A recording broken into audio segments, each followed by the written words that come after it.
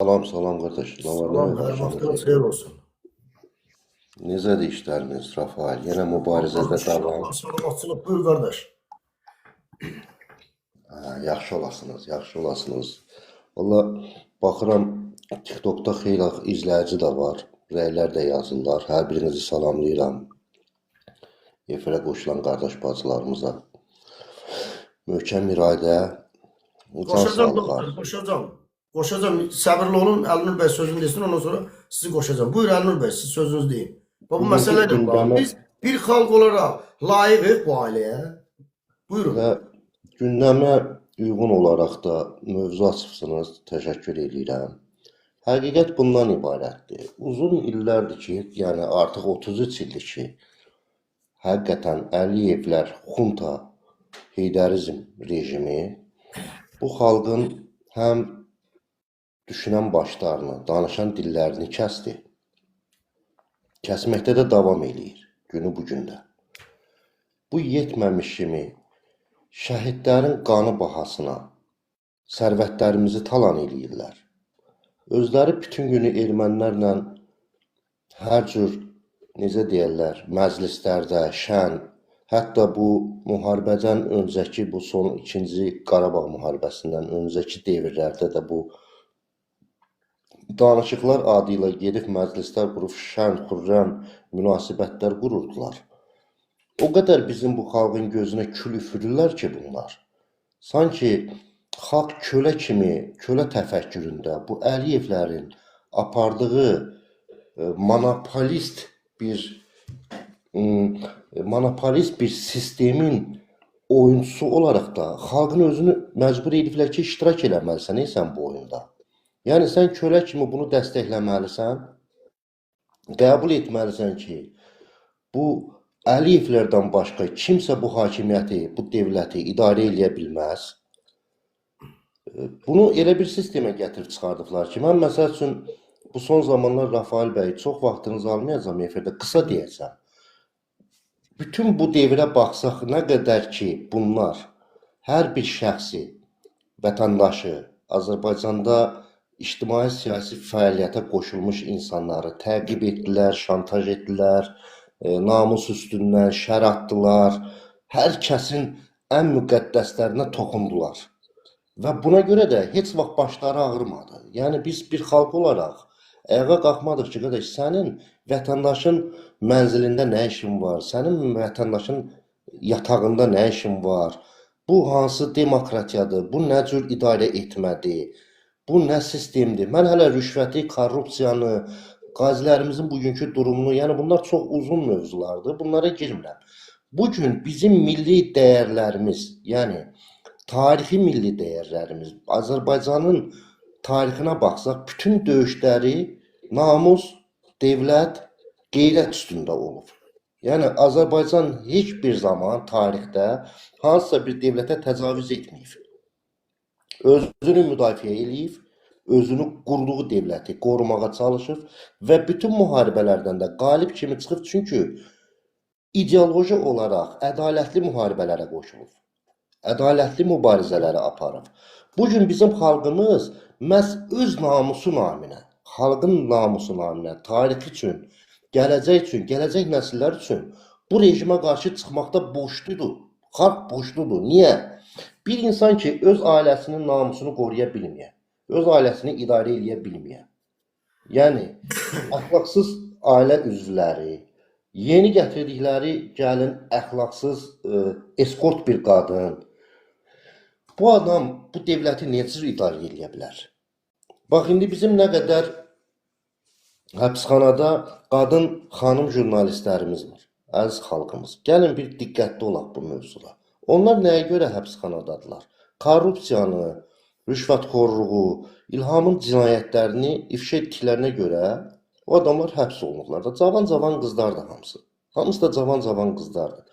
Bu insan öz ailəsində bu qədər əxlaqsızlığı yayırsa və düşünək ki, indi görün bizim o xanımların, bizim o qızların başına bunlar nə oynatırlar. Sən ən acı, xalqın ən qanlı günü olan Xocalı soyqırımında cinayət törətmiş, hətta nəşləri belə nəşrlərə belə təcavüz etmiş ermənini xalqın gözü baxa-baxa, xalqın namusuna, xalqın qeyrətinə, xalqın heysiyyatına tüpürdün və onu buraxdın, getsin Ermənistanda yaşasın azad. Yəni sən nə cür deyə bilərsən ki, mən bu xalqın namusunu, qeyrətini, dövlətçiliyini qoruyuram? Nə cür qoruyursan? Biz onu əldə etmək üçün, o Xaçatüryanı gətirmək üçün xalqımız nə qədər şəhid verib?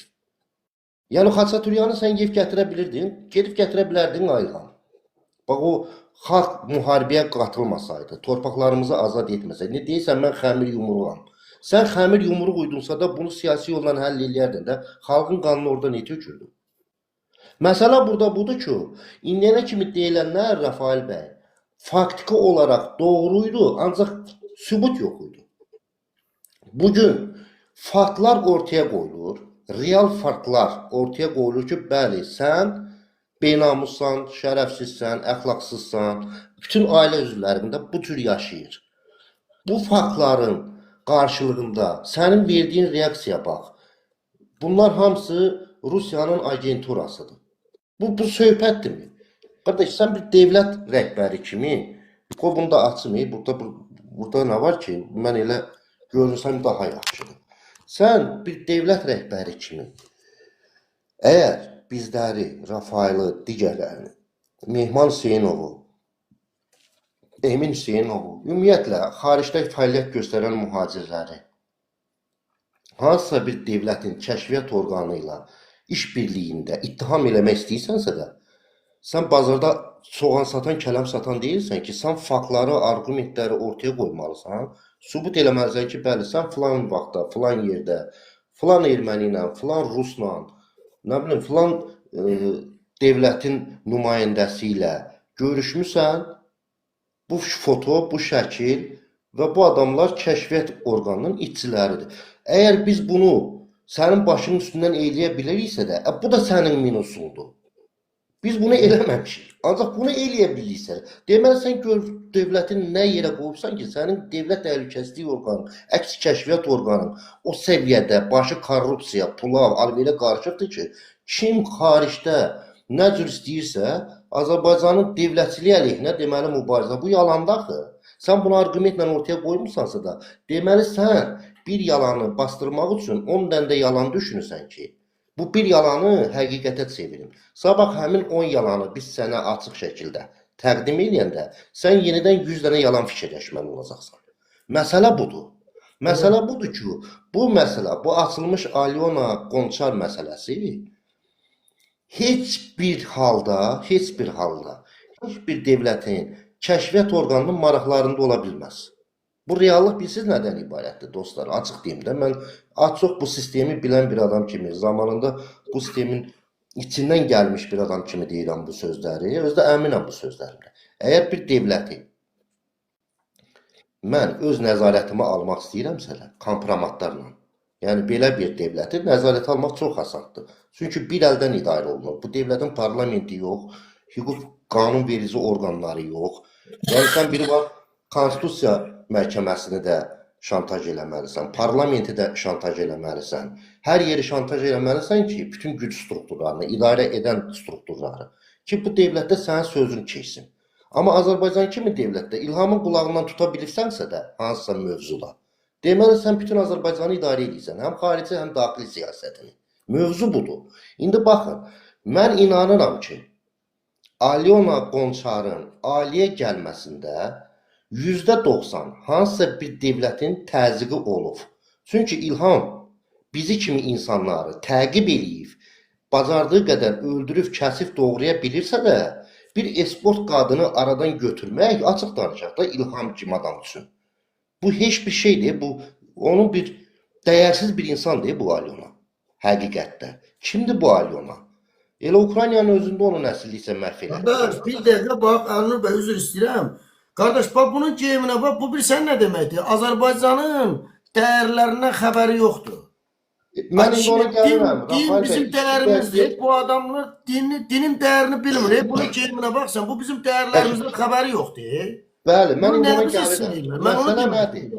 Bəli, Mən məsələ demirəm ki, nədir? niyə? Mən demirəm ki, niyə Heydərin arvadıdır. Məsələ o deyil. Bu qadın, bu dırnaq arası qadınca. Bu fikir verin bunun geyiminə baxın siz. Ha, bu dəyərlərə uyğun adam deyil bu. Rafael Bunu bəy, nə atıblar ortalığa? Məsələ budur. doğrudur. Buyurun. Fikrimi çatdırım, Buyurun. tamamlayım. Siz əsas bax bu şəkili qoymusunuz, biz bunu sizinlə mütləq müzakirə eləyəcəyik. Bu müzakirə mövzusudur bugünkü gün. Buyurun. Bu bizim milli dəyərlərimizə, dini dəyərlərimizə tüpürməkdir. Bu xalqa təhqirdir. Ancaq məsələ nədir? Bu gün İlham Əliyev komandası çalışır ki, ortaya qoyulmuş faktları hansısa bir dövlətin üstünə atıb xalqı özünə yenə bağlamağa çalışsın ki, güya bizlər, sizlər, yəni biz hamımız bir yerdə dövlətçiliyin əleyhinə İlhamın Alyonasını mövzu eləmişik. Birincisi, Alyona dövlətçilik əleyhinə olan mövzu deyil. Alyona hakimiyyətin əleyhinə olan mövzudur və bunu da sən gətiribsən Azərbaycana. Nə heç bir siyasi mühacir, nə Mehman Hüseynov Alyonanı tapıb gətirib sənin oğlunla evləndirməyibdi ki, sabah səni bununla şantaj eləsin. Burada diqqətli olmaq lazımdır. Xalqımız başa düşməlidir ki, məsələ nədir? Əgər bir dövlət bunu bacarıbsa, səni məcbur eləyibsə, yəni sən bu qədər ziyalıları öldürdün, bu qədər insanları həbsə atdın, bu qədər qan tökdün hakimiyyətdə qalmaq üçün, ancaq bir Alyonanın öhdəsindən gələ bilmədin və onu artıq gətirib ictimai-siyasi xadimə çevirirsən, Azərbaycan Dil İnkişafının fonduna rəhbər eləyirsən, nə bilim, aparıb hardasa bunu reklam eləyirsən siyasi-ictimai xadim kimi. Bu artıq xalqın, düşünən beyinlərin, danışan dillərin mövzusu olmalıdır. Bu sənin evində sakitcə oturub, qayğanağını pişirib sənin oğluna, səy oğluna qulluq eləsəydi, bununla xalqın işi olmazdı. Başa düşsən, bu sənin öz işindir. Ancaq sən bunu ictimai xadim eləyirsən. Sən sabah bunu gətirib vəzifədə, oğlunu gətirib prezident qoyacaqsansa da, bunu da birinci vitse-prezident eləyəcəksən, nə bilim, birinci xanım eləyəcəksən Azərbaycana. Bizə belə əxlaqsız birinci xanım lazım deyil. Biz bunun mübarizəsini sona qədər aparacağıq. Və bu mübarizədə sən bizi ittiham eləyirsən ki, biz hansısa bir dövlətin kəşfiyyat orqanlarından əlbiliyik. Gəl onda bu məsələyə bir kəşfiyyatçı kimi baxaq, bir siyasətçi kimi baxaq. Hansı bir kəşfiyyat orqanı, hansı bir dövlət səni şantaj eləmək üçün kompromatı açar. Və bu kompromatsa da, bunu aşmazda bunu sana təqdim eləyər. Ucunu göstərər, deyər bilsə nə var? Mən deyəni eləməsəm, bunları eləyəcəm. Əgər bunu sənə eləyiblərsə də, onda çıx bunu da etiraf elə. Çıx açıqlama ver ki, bəli, məni təhdid ediblər ki, mənim gəlinim eskortdur. Əgər mən hansısa dövlətin kəşfiyyat orqanının məndən etdiyi tələbləri həyata keçirməsəm, bunu ifşa edəcəklər. Bunu da çıx de, biz bilək ki, sən bilə-bilə və yaxud da ki, bilməyərəkdən gedib bu eskortu ilişibsən. Ya sənə məcbur eliflər bu eskortu almağa, gəlin eləməyə, ya sənin əxlaqın budur. Bunun ikisi də, hər iki tərəfi də məhz sənə ziyandır. Xalqımıza namusdan, qeyrətdən, torpaqdan, candan, qandan danışan, dövləti mən idarə edirəm, nəyi, nə zaman, nə cür etmək lazımdır, bunu mən bilirəm deyən bir əxlaqsız, belə bir şərəfsiz insan. Bugünkü gün çıxıb öz ayıblarını heç bir şəkildə başqa cür yoza bilməz, tətbiq eləyə bilməz ki, əşi, burada mənim bir günahım yoxdur. Sənin günahın çoxdur, sən öz ailəndəki qadınları idarə eləyə bilmirsən. Sən bütün Azərbaycanı mı idarə eləmək istəyirsən? Sənin bütün sistemin, qurduğun sistem şantaj üstündədir. Sənin bütün nazirlərin verdikləri puldan başqa kompromatlar təqdim edirlər. Sənə özləri haqqında ki, sabahsı gün sən əmin olasan ki, sənə qarşı bunlar çıxmayacaq. İndi sən bizləri bir belə zəhmət çəkmiş, bir belə xalqın uğrunda mübarizəyə qoşulmuş, şəxsən mən tutulmuşam da, başıma işgəncələr də gəlib, günü bugün Interpolda axtarışda da olmuşam, məhkəməm də olub. İndi sən məni ittiham edirsən, Rafaeli ittiham edirsən, digərlərini ittiham edirsən ki, bunlar xarici kəşfiyyatla əlbirdirlər, hansısa dövlətin. Sən dövlətsən, institusional danışmalısan. Sən çıxıb təqdim eləməlisən, sənətlə, faktla sübut eləməlisən ki, mən şəxsən əlimdə etdiyim materialı təqdim edirəm və bu material mənə hansısa dövlətdən gəlir. Qardaş, mən bütün təqdim elədiyim materialları istinad edirəm. Mehman Hüseynovun təqdim etdiyi materiallara. Niyə? Çünki onlar faktdır, onlar saxta deyil. Onlar süni intellektlə düzəlməyib. Onlar internetdə açıqdır. Sən get Adnaklasnika gir, Alyona Qonçar yaz, sənin gəlinin bütün avtobiografiyası çıxacaq. Hər şey orada var. Buna kəşfiyyat lazımdır, buna xarici dövlət lazımdır bunu tapmağa. Və yaxud da ki, bugünkü gün sən gətirib bu əxlaqsızı, bax bunun əlindəki paltar nə paltardır mən bilmirəm. Bunu məscidə kim buraxır? Bu nədir? Bu soyunub... Ayağında coraq da yoxdur bir dəqiqə. Buna bax. Bəli, üzr istəyirəm. Bunlar bizim dəyərlərimizi bilmirlər, deyirəm. Bir xəbərləri yoxdur. Bu əxlaqsızlığı sən belə geyindirib, bu geyinmir və bu soyunub gəlir. İnsan belə geyinmir, qadın belə geyinmir. Bizim milli dini əqidəmiz var, yəni bizim milli dəyərlərimiz var. Bizim hansı xanımımız, anamız, bacımız məscidə gedəndə soyunub gedir. Bu geyinib gəlmir və bu Rafael bəy demiş soyunub gəlir. Bunu ora içəri buraxan elə o mollanın özünün sabahları, o mollanın qarşısında durub namaz qılanlar üzünə tüpürməzdilər ki, sən bir əxlaqsız qadını, eskort bir qadını bu formada bizim namaz qıldığımız məscidə nətər buraxırsan? Niyə buraxırsan? Bura nədir? Dədənin tövləsidir. Bu Allahın evi deyilsən. Allahın evi dediyin yer sənin deyil. Yəni sən ay molla, ay axund, sən orada prezident deyilsən. Sən dini əqidəni doğru düzgün xalqa təbliğ eləmək üçünsən. Sən orada ayələri təsvir eləmək üçünsən, insanlara doğru düzgün çatdırmaq üçünsən. Bizdə belə yazılıbdır, o Quranda elə yazılıbdır ki, bu Qurandan xəbəri olmayan, yaşadığı ölkənin dilini bilməyən, mentalitetini bilməyən bir insan gəlib, bax bunun gəlib bu məsciddə belə şəkil çəkdirməyinlə, ora bir erməninin gəlib, necə deyirlər, küfr eləməyinin nə fərqi var? Bax, fərqi varsa da, o dindar qardaşlarımız buna qiymət versinlər. Sizin namaz qıldığınız məsciddə yarı çılpaq, nə var bu İlhamın gəlinidir.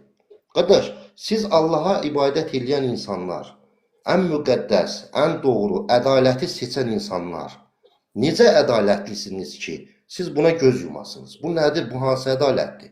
Bu hansı dindir? Mən heç kimə burada separatizmə çağırmıram. Mən xalqı ədalətə, birliyə çağırıram.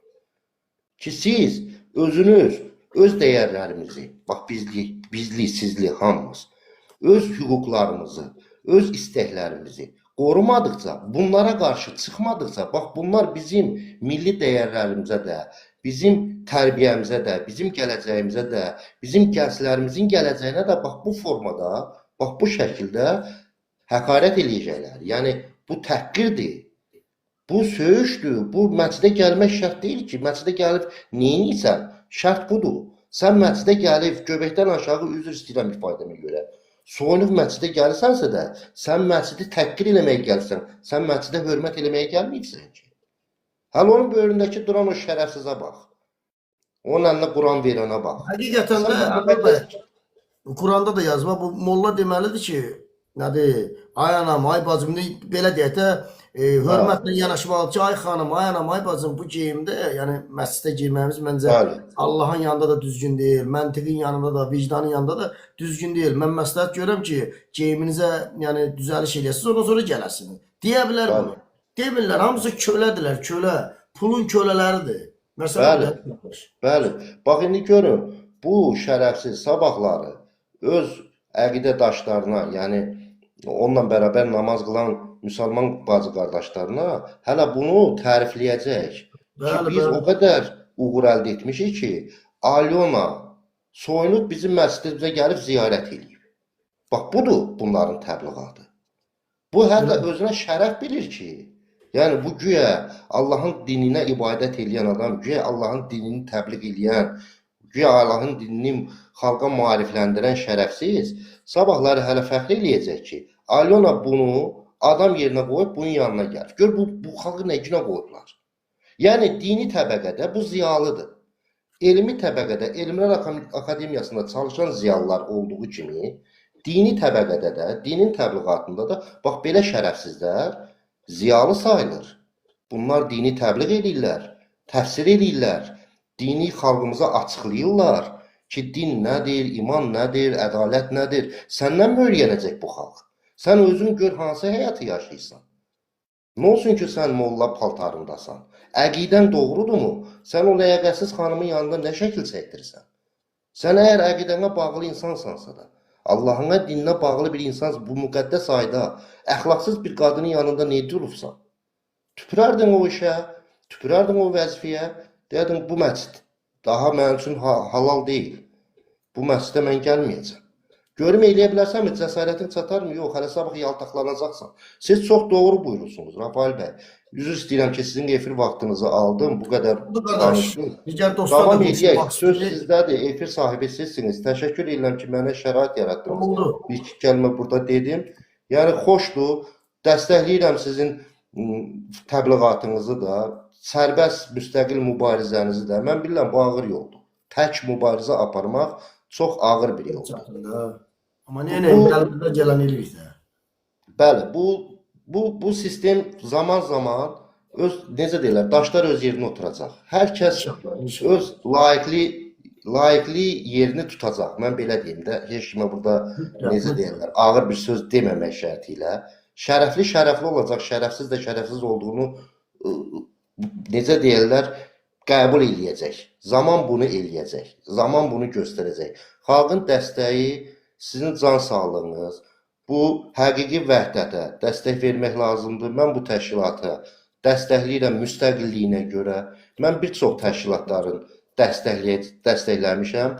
O zamana qədər ki də hər zaman dəstəkləyirəm ki, o təşkilata inanıram. O təşkilat müstəqil fəaliyyət göstərirsə, bağlılığı yoxdursa, öz ideoloji mübarizəsində sərbəstdirsə də, kimdənsə əmri almırsa, o təşkilatlar dəstəklənməlidir. O təşkilatlar, necə deyərlər, ətrafında insanlar cəmlənməlidir. Yox, sabah görsək ki, elə mən düşünürəm ki, Rafael bəy də o fikirdədir. Bugün dəstəklədiyimiz bir təşkilat, sabah yolundan cızır, əqidəsini dəyişir, xəyanətə meyillik eləyir, dəstəklədiyimiz kimi tənqid eləyəcək. Bunun bir problemi yox. Bizim işimizdir.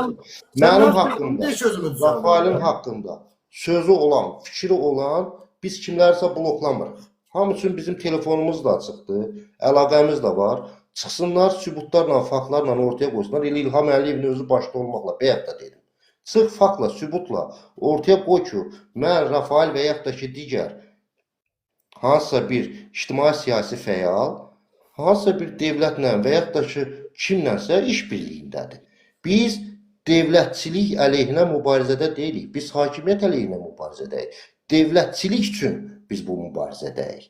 Dövlətçilik üçün, məhz sənin bu dövləti uçuruma apararaq, suverenliyinə təhdid yaratdığın üçün biz bu mübarizədəyik. Sənin bugünkü gün əməllərin bunu sübut eləyir ki, sən dövlətimizi asılı vəziyyətə gətirsən. Amerikadan, Rusiyadan, Erdoğandan bir sadalasan, burada xeyli vaxt lazımdır. Və biz bunu zaman-zaman sənə sübut eləyəcəyik. Bax, belə faktlarla bizi yox, özünü ittiham elə. Özünü məhkəmə elə, özündə bir özünə sual ver. Şərəfin, ləyaqətin varsa özünə sual ver. Mən bu insanlar haqqında doğru mu fikir söylədirəm? Yoxsa mən bunları şər atıram? Yediyin burnundan gəlsin, doymadın mı? Bu xalqın qanı bahasına, sərvətlərimizi, sən bir transportirovkadan, yəni nəqliyyatdan qazandığın 33 ildə ailənin qazandığı pul, Azərbaycanda hər bir ailənin təkcə nəqliyyatı deyirəm, əziz xalqımız. Yəni, iqtisadçılardan sorusun başa salacaqlar ki, bir furanın Azərbaycandan tranzit keçməsi üçün Azərbaycana nə qədər pul ödəyir? İndi siz təsəvvür edin bu 33 ildə bunların tikdiyi yollara da baxın, bunların qazandığı pullara da baxın. Hanı bu sərvətlər? Hələ mən qızılımızı, neftimizi, digərlərini demirəm, vergini, kömürlüyü, milyardlarla gəlir mənbəyi var, onları demirəm, onları da deyəcəyik. Təşəkkür edirəm Rafael bəy, çox danışdım. Üzr istəyirəm. Hər birinizə salam olsun. Sağ olun. Sağ olun qardaş.